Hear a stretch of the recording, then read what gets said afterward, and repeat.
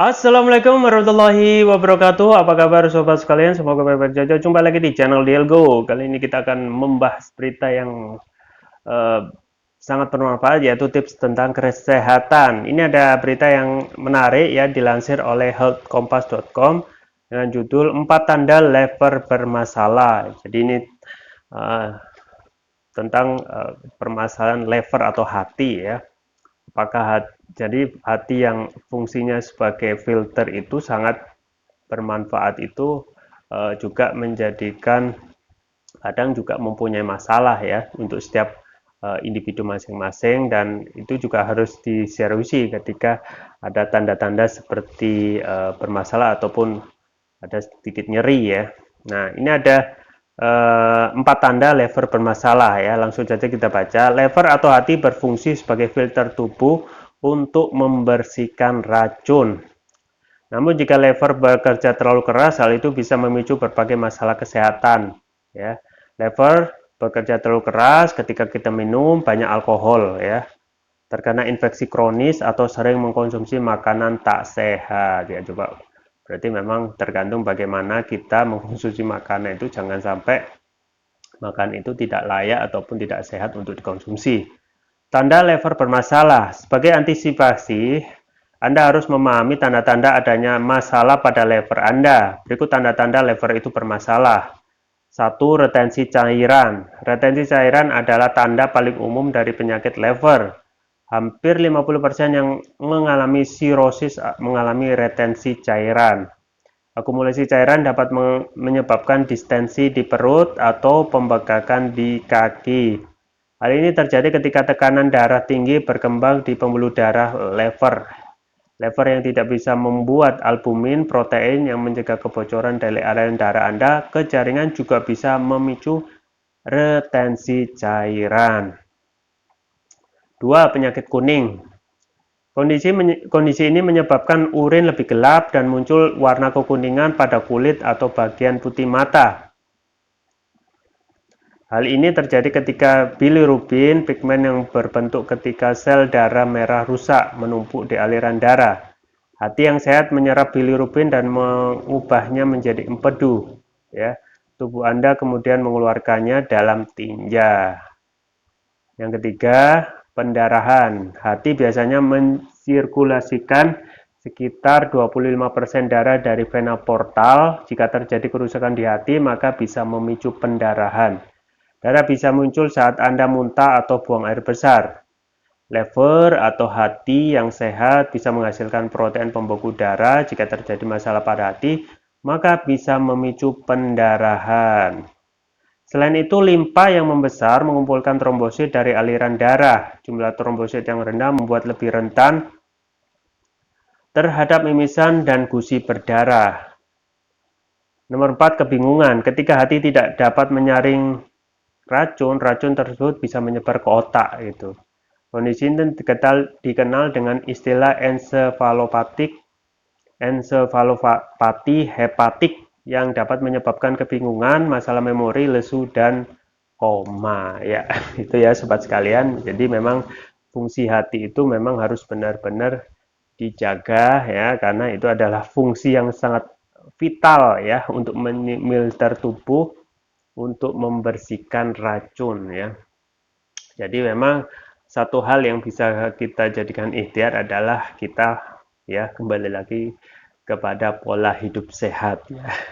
Artinya pola hidup sehat dari segi makanan, aktivitas maupun pikiran itu benar-benar bersih dari hal-hal yang mengotori ya, baik itu makanan ya. Makanan itu tentu saja makanan yang bergizi yang sering kita temui ya, artinya makanan yang karbohidratnya rendah, kemudian proteinnya tinggi dan mengandung sayuran, dan dilengkapi dengan mengkonsumsi susu ya, itu menjadi apa namanya, rutinitas yang harus kita lakukan untuk menjaga kesehatan.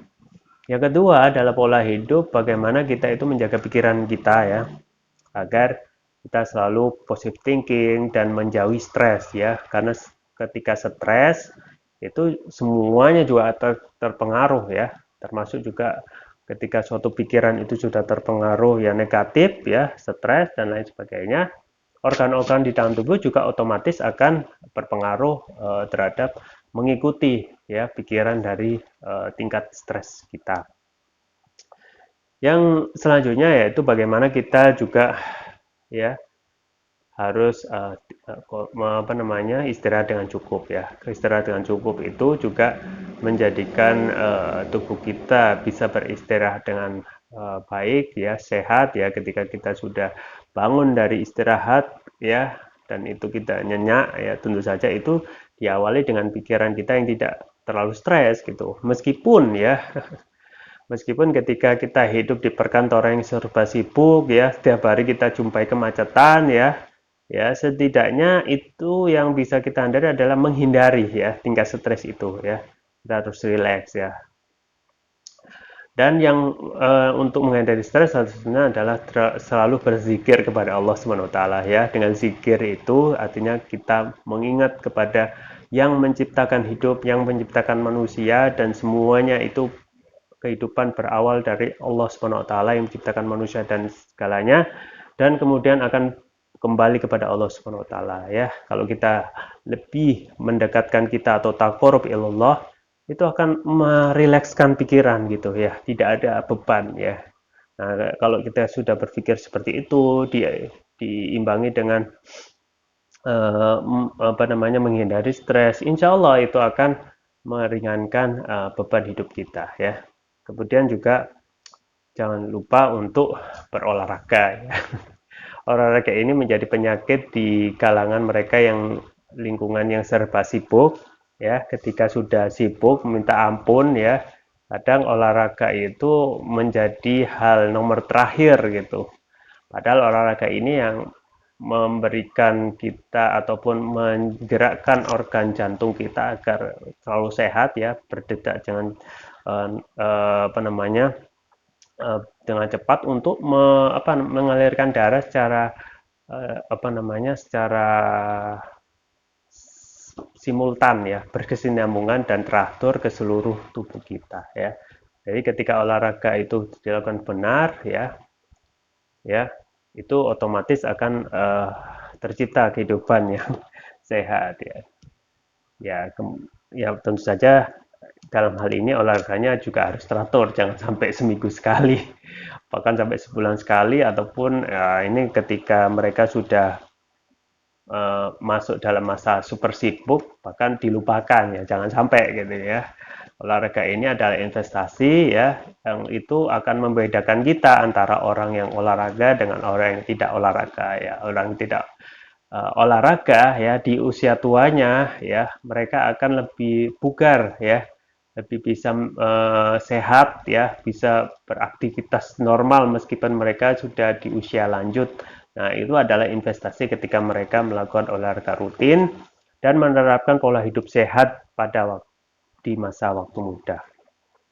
Sobat sekalian yang dirahmati Allah ya, dalam liver ini adalah fungsi yang sangat vital ya, dan kita harus menjaga kesehatan. Dan yang paling penting adalah produk kesehatan yang saya rekomendasikan adalah selalu mengkonsumsi propolis ya. Propolis yang saya rekomendasikan adalah TPR atau Turkish Propolis Rupiah. Nah, ini adalah produk kesehatan yang sangat luar biasa dan bisa mengobati segala macam penyakit termasuk liver pada bahasan kita kali ini ya.